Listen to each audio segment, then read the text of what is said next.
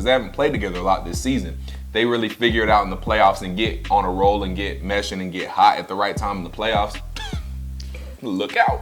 I'm going to say the Bucks are the most dangerous team, and I'm going to get into why, but one of my biggest reasons why they're the most dangerous team is because you said 50,000 ifs. It's too many ifs with the Nets. What's going on, everybody? It is your boy Dylan Matthews and Symone. Jalen Mills is somebody that I get behind. I'm not even going to cap on DeAndre Hopkins. He has the best hands in the league. Played through it, hobbling on back to the field. Right. I'm saying, when you one of the best teams out there, you know, the other team's division ain't got no choice but to try and get like you. You dig? So let's get right into the video. Let's go. So guys, make sure you like this video, leave a comment, subscribe, keep rocking with us. Check out the links down below. Shop the official Simone with the Sports merch collection and turn your notification bells on because at this point in the season, Dylan, they don't want to miss out on some good. We got a lot to talk about. So we got a lot to get into, mainly focusing on the Eastern Conference right now, but we will, of course, when we get to the playoffs, introduce some Western Conference topics. But right now, all of our interests right now are in the East, and really all the storylines are in the East anyway. But y'all, we gotta first start off, Dylan. The Sixers took another bad loss last night to the Pistons. The Pistons are a team right now that are really just trying to, they're just being messy because they are. They just being spoilers. They are being the perfect spoilers right now. They don't have yeet to play for. Nothing. It's probably better if they lose games so they can, you know, help build around Cade Cunningham. But they just out here, they beat us the last two times we played. Oh, they didn't beat y'all twice? They just beat us. The last two times they played us, they beat us handedly too. So, you know, those are games we needed to win and we lost them. And obviously this was a big game for y'all, especially since, well, the Bucks ended up winning. But, well, actually the Bucks ended up winning, so they gained some ground on y'all. So, and they just out here spoiling.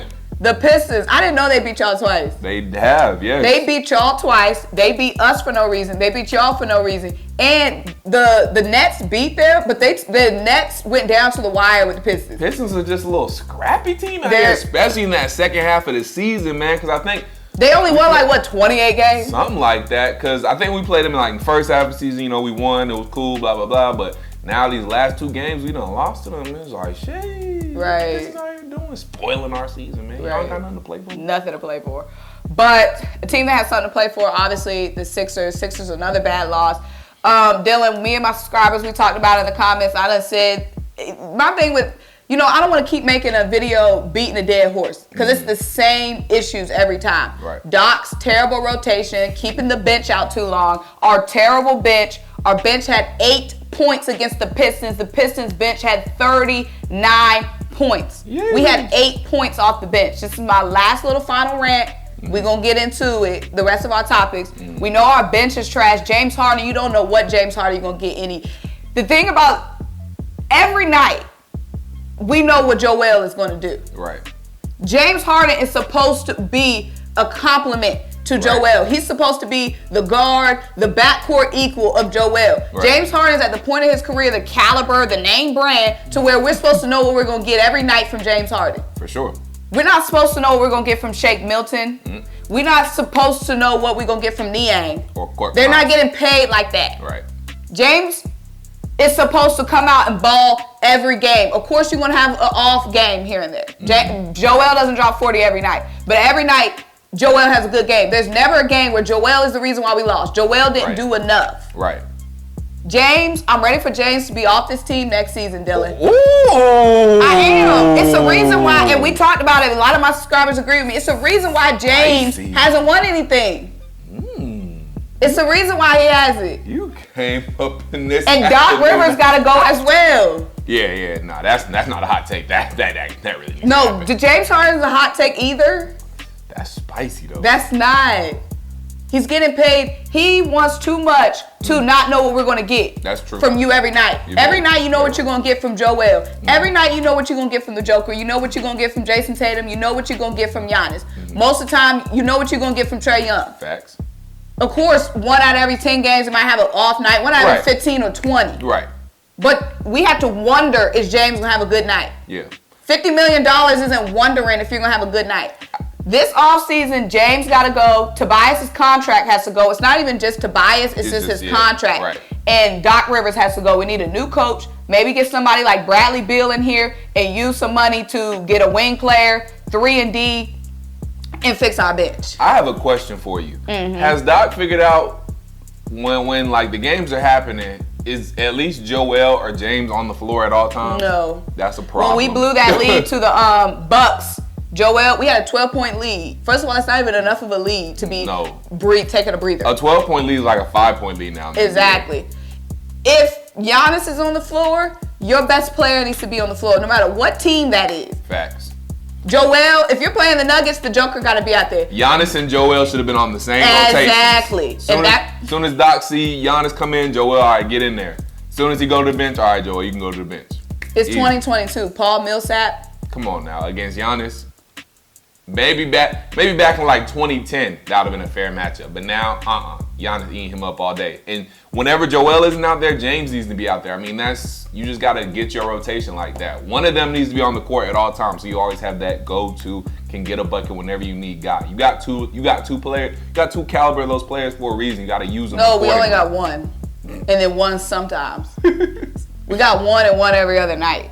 But so someone said so let's get into the standings. Well, first let's get into who we think is the most dangerous team.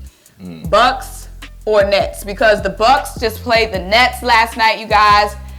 Well, I'm sorry, Dylan. I got one more thing to say before we get into that. Go ahead, First of all, we got players on our team, Niang and Danny Green, who both have podcasts that they're continuously putting out content on your podcast, but not continuously producing on the court. That's a problem. How you got a podcast when all that time you recorded on the mic, talking you should be in the gym putting up shots. Especially Danny Green. Especially Danny Green and Niang too. Yeah, Niang too. Both of them. How y'all have podcasts when the team ain't winning, when you're not producing? Right. That means you're not focused. That time you in the studio, you could be on the court. And that's fine if you got other interests and passions, but then hang up your jersey. Right. While you getting that NBA check, while you out there playing on the NBA court and you putting up shots and not putting out a podcast. Okay, y'all, Bucks and Nets went at it last night. Crazy game, overtime, finish. That had me and Dylan debating who is the team to beat in the East.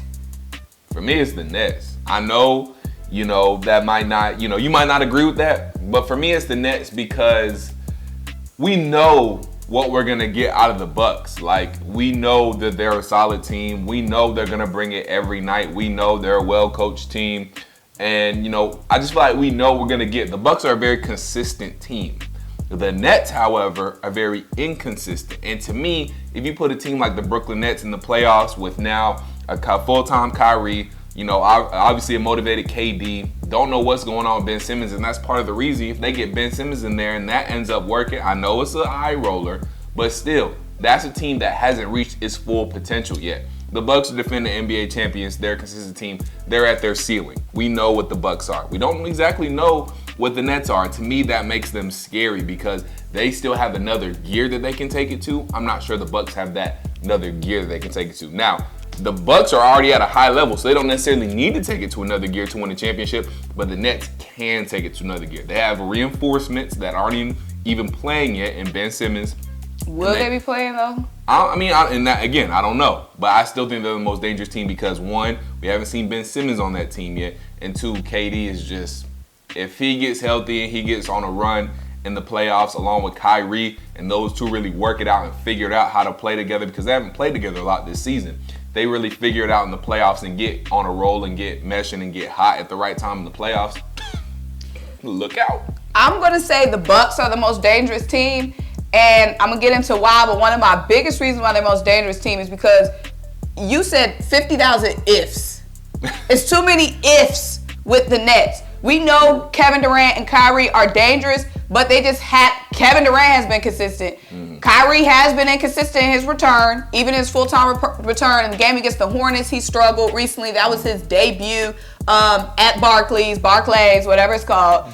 It's just too many ifs. Their bench, outside of KD and Kevin Durant, it's just too many question marks with their others. Are they going to have a great night or are they not? Because you know they need the bench to step up. Right. When it comes to the Bucks, there's no ifs, ands, or buts about it. The Bucks did not miss a beat. Giannis did not miss a beat. All of their, like you said, they're extremely consistent, and that's what makes me more worried about them. You have a team like the 76ers that has the talent, but just not consistent. The Nets have the talent. KD, Kevin Durant, but they're KD and Kyrie, but they just haven't been consistent. That's true. So I'm not worried about an inconsistent team. Do I think they can go far and we could still go far? Yes, but the Bucks are the most dangerous because every night this season they have not missed a beat. In the big games they haven't. Giannis Antetokounmpo, Giannis, Big G, Greek Freak. He's been looking like the best player, Dylan. Yes. The best player. Improved too. And then his others, Drew, Middleton, Bobby Portis. They could be their own team without Giannis. And make the playoffs. Without Giannis. So the players that he has around him are just, Giannis is the best. When you look at the best players when we're going to the playoffs, the Bulls, you got DeMar DeRozan. The Heat, who you want to pick? Kyle, Jimmy, which one would be their best player? Yeah, one of them. Bam, one of the three. Y'all, Trae Young, Nets, Kevin Durant, Sixers, Joel, Celtics, Jason Tatum. Obviously Bucks, Giannis. But who are around those players? Giannis is the best player on his team and surrounded by the best. He has the best supporting cast, the most consistent supporting cast. Because when it comes to the playoffs, it's not going to come down to Joel, Giannis, Jason Tatum, Trae Young, KD. It's going to come down to Claxton. It's going to come down to Marcus Smart. It's going to come down to Tyler Hero. It's going to come down to Caruso. It's going to come down to the others. That's facts. And Giannis is surrounded by elite company. So I think the Bucks, baby.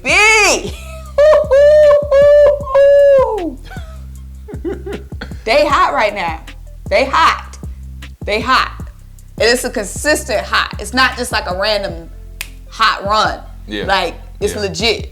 And my only, and I agree with everything you said, my only argument to that is that, you know, the Nets have been an inconsistent team, but part of the reason they've been so inconsistent this year is because Kevin Durant hasn't been fully healthy this year. He missed a lot of games. Kyrie obviously was on that part-time role until a couple of games ago. So now that they do have pretty much their full repertoire of players, if they can get meshing, like I said, get meshing. There's still 5 games to go. They can mesh, get hot at the right time. That's why I think they're dangerous, because while Giannis is an elite player and he has elite others, Kevin Durant is the best player in the world right now, even better than LeBron James right now. So with all that being said, and then he has another elite superstar clutch next to him, Kyrie Irving. And, you know, with Seth Curry, who's an elite shooter, they got elite others too. But with their others, I think they just have 2 better players. When you look at the best 2 players on Milwaukee, you got Giannis and either Drew Holiday or Chris Middleton. You can put either one. I would take KD and Kyrie over Giannis and, you know, Chris or Drew, whoever you want to put it on there. And I think with them being so good, I think they can elevate their others and, you know, get them playing the way they need to. So I still think it's the Nets, especially if, you know, whatever happens with Ben Simmons, even leaving him out. I just think the Nets are really dangerous because, like I said, I feel like there's another gear that they haven't even tapped into yet. No, I agree with you. The Nets are definitely dangerous. Yeah. And yes, Kevin Durant would be the best player on the court, and Kyrie is the best Batman. Out of all the Batmans that's going to be in the playoffs, Kyrie Irving is Robin, because he's not even really a Robin. Yeah. Kyrie is the best compliment. Yeah. To anybody, to everybody, the best players. He's the best. Yeah. But when I'm comparing them to the Bucks, still the Bucks are just so deep. Just in that start, and then you got Grayson Allen just coming and just bang, bang, bang, bang, just knocking down shots. I don't know. I mean, that game last night was really good and it was really close, and that's one game. But just Kevin Durant, yes, is the best player in the league right now. Yeah. But Giannis, I know he came in. He's just so clutch right now. Giannis, remember, he couldn't knock down free throws last season. Giannis is working. Giannis came in. We said he made both of those shots at the free throw line. Made a step back three last night, and I think it might have been the game before that. He had that clutch pull up jumper against y'all to win that game. Braun Iguodala block. Giannis and EMBIID block. That's true. Yep. He got that block too. So I mean, Giannis is definitely on another level right now. And I believe the Nets have just been so inconsistent. Yeah, I know. I just can't. When I'm saying dangerous, the Nets are definitely dangerous. But will they turn it on? They have that notch, but will they? We know the Hawks have that notch, but will they? Yeah, that's the question. And like I said, if it comes down to a 7-game series between the Bucks and Nets, Eastern Conference Finals, or anytime they meet in the playoffs, I still got to. It's hard to bet against Kyrie because Kyrie is just so clutch. He is. So we talk about Kevin Durant and all that. Kyrie is clutch, and then you got Seth just somewhere knocking down shots. I just think if we're talking about most dangerous, they're the most dangerous. Now, if you go with who's the better team, better team overall, I might have to go with the Bucks. But if we're talking about just who's the most dangerous team, the Nets to me are the most dangerous team. But man, the playoffs ought to be a movie. It's about to be crazy. So let's talk about the playoffs a little bit. So here's our standings right now as of noon or whatever today. Obviously, things are going to change every night. Right. But right now, the Heat are number 1 at 49-28. The Bucks are at number 2, 48-28, 1 game behind number 1 from the Heat. The Celtics are number 3, 47-30, 2 games behind number 1. The Sixers are 4, 46-30, now 3 games behind number 1. The Bulls are at 5, 45-32. The Raps 6, 44-32. Cavs 7, 42-35. Nets, Hornets, and Hawks 8, 9, and 10, all tied up at 40-37. Crazy. So before we get into that, I just want to say one thing that's interesting to me. Before the Cavs lost last night to the Hawks, the Cavs were only 1 game behind being number 6 and avoiding that play-in scenario. That's huge. But right now after losing to the Hawks, the Cavs are now 2 games behind 6, and I think it's going to be hard for them to avoid the play-in. So right now, I think the play-in is definitely going to be Cavs, Nets, Hornets, and Hawks. I think the Raps are going to escape the play-in scenario. Seems like it, yeah. And I think the Raptors have a pretty favorable schedule. The Cavs have a tough schedule the rest of the way. Obviously, they just got beat by the Hawks. And then I forget their schedule the rest of the way, but it's pretty daunting if I do remember correctly. The Celtics have a tough schedule. Yeah. The Sixers have a fairly easy schedule, just depending. So we have the Hornets and Cavs, but mind you, that's a back-to-back. So it's going to be interesting to see that Cavs game because, the Hornets are going to be on fighting. Yeah. So we're going to have to give our all in that Hornets game. Yep. Will James and Joel be playing on that Cavs game? Then we have Pacers, Raptors. Now, the Raptors always want to beat us. Yeah. Then we have Pacers and Pistons again, but mind you, that's a back-to-back. We'll be having the Pistons off a back-to-back. We have 2 back-to-back left. That's tough. So that's tough for the Sixers. Yeah, that is tough. Well, first of all, I need y'all to beat the Cavs for my interest because we're trying to get to that 7th seed. We need to beat the Cavs for our whole interest. Exactly. But no, so it's definitely going to be tough. And then with the sticking on the Cavs as well, they didn't have Evan Mobley or Jarrett Allen last night. They're 2 twin towers, and they were a big reason. The last time we played them at home, we did win, but them 2 boys, especially Evan Mobley, he's crazy good. They gave us problems. So I don't know how long they're going to be out, but depending on how long they're going to be out, how long they might be missing time, that could be tough for the Cavs down the stretch. So let's get into some potential scenarios. So right now, if the playoffs started now, the Heat would be playing the 8th seed. The 8th seed could be anybody between the Cavs, the Nets, the Hornets, and the Hawks. It could be anybody. The Bucks would be playing the 7th seed. Again, anybody between the Cavs, Nets, Hornets, and Hawks. The Celtics will be playing the Raptors. That would be a good matchup. That would be good. Because both the Celtics are the Celtics are white hot right now. But the Raptors are a scrappy team, play very elite defense. They don't have a true big man, but they make it work. Right. That would just be a really good matchup. But the Celtics aren't huge either. They're not. So that will honestly, even though the Celtics are super hot right now, that wouldn't be a terrible matchup for the Raptors. Just when we're thinking about size-wise and matchups. And another thing, the Raptors still have, at their home stadium, arena, they still have a vaccine mandate. So if you're playing the Raptors in a 7-game series, if you have players that aren't vaccinated, they won't be able to play at the Raptors. So that is something to consider. It's a few players on the Sixers that aren't vaccinated. It's not like, we don't know who, but at the end of the day, I'm assuming it's some bench players, and they ain't giving us ye anyway, so y'all need to make the trip. Right. But that is something definitely to consider, especially for, obviously, Kyrie Irving. Exactly. If they end up having to play the Raptors at one point. So then it will be 76ers and Bulls at 4 and 5. Honestly, I'm not mad at that because we've had a very favorable season against the Bulls. Joel Embiid is undefeated against the Bulls in his career. Oh, is he really?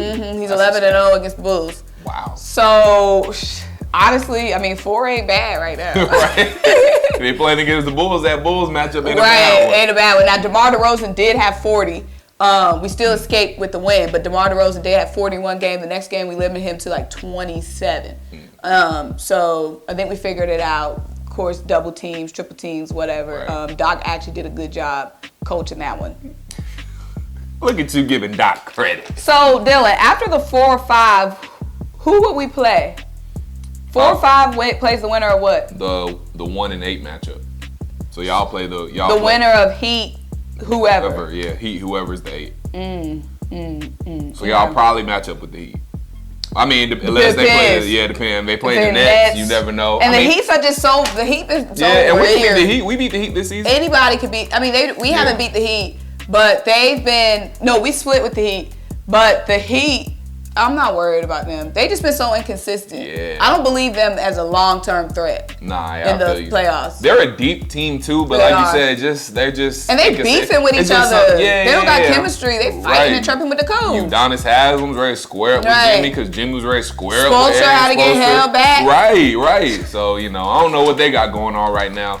But yeah, the Heat don't scare me too much. But they are still a team to be reckoned with because they're deep. Obviously Jimmy, Kyle, Victor Oladipo's back now. Tyler Hero, Duncan Robinson, Bam Adebayo. They got PJ Tucker. They got a deep team. They're definitely deep. But like I said, I don't know if the feng shui is I don't know about that feng shui. I don't know if it's right down there in South Beach. So lastly, let's talk about this play-in. So Cavs 7, Nets 8, Hornets 9, Hawks 10.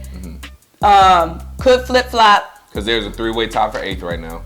But what do you think about the play-in right now? If you're the Hawks, what's the best case scenario for y'all in the play-in? The best case scenario, I'm going to give you one that's, not really far-fetched because anything can happen. For me, the best case scenario for us is us getting to the 7th seed and playing probably the Hornets just because I feel like we can play very well against the Hornets. That's a team that doesn't play a whole lot of defense, but their offense. So we're just two of the same kind of teams, but honestly, I think we're a better team than them. So I feel like we could beat the Hornets, and I think we split with the Hornets this season, but I would take us in a playing game against the Hornets, winner take all, especially Trae Young in that kind of atmosphere. I feel like he would thrive in that.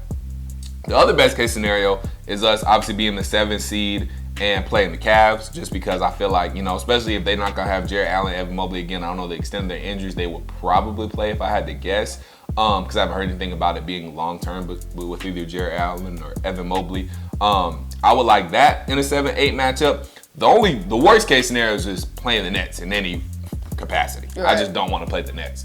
But yeah, I would even be okay with us staying at the 8th seed and playing the Cavs in the 7th seed, going to Cleveland, having to play the Cavs in a winner take all. I'll be okay with that just because I feel like we still could beat Cleveland because we beat Cleveland when they were fully healthy. So I'm okay with playing Cleveland at any sort of capacity. I'm cool with Cleveland. We beat Cleveland too. Yeah. But that's for it. But the absolute worst matchup is obviously being the 10 seed, having to go to a 9 seed Brooklyn and play them, and you don't have that room for error because if you get to that 7th or 8th seed, you can lose a game and still get to the 8th seed. But if you're in that 9-10 game, you have to win, and even if you win, then you have to win another game just to get into the 8th seed and be in the actual playoffs. So the worst case scenario for the Hawks is being at that 10 seed and having to play a 9 seed at Brooklyn because you lose and you're done. But y'all, it's a lot going on, y'all. So make sure y'all stay tapped in. The road to the playoffs is going to come down to the final game. Everything is going to come down to the final game. So make sure you guys are staying tapped in with SymoneWithTheSports and Dylan Matthews and Tough Calls. Overall, we're going to be here all playoff long. So make sure you guys are tapped in. Like this video, leave a comment, subscribe, keep rocking with us. Check out the links down below. And until we talk to you guys next time. Bye. Peace.